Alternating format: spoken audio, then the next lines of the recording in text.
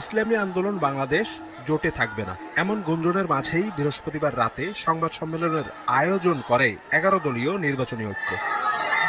শেষ পর্যন্ত অনুপস্থিতি থাকে ইসলামী আন্দোলন বাংলাদেশ। পরে দলটিকে ছাড়াই সংবাদ সম্মেলন করেন জোট নেতারা। জানান, সমঝোতা হওয়া আসনগুলোতে এখন থেকে ঐক্যবদ্ধভাবে কাজ করবে শরিকরা। প্রত্যয় ব্যক্ত করেন অভ্যুত্থানের চেতনা সমুন্নত রাখার। গণ অভ্যুত্থানের পরে আমরা যে আকাঙ্ক্ষাকে ধারণ করে এগিয়ে যেতে চাচ্ছি, আসন্ন নির্বাচনে এই পরীক্ষার মধ্য দিয়ে আমাদেরকে উতরাতে হবে।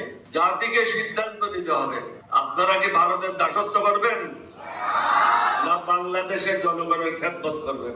জামায়াতের আমির ডাক্তার শফিকুর রহমান বলেন, 54 বছরের ঘুণে ধরা রাজনীতির পতন ঘটাতে ঐক্যবদ্ধ হয়েছে দলগুলো। আমরা 54 বছরের রাজনীতির যে ঘুণে ধরা অবস্থা, এটা থেকে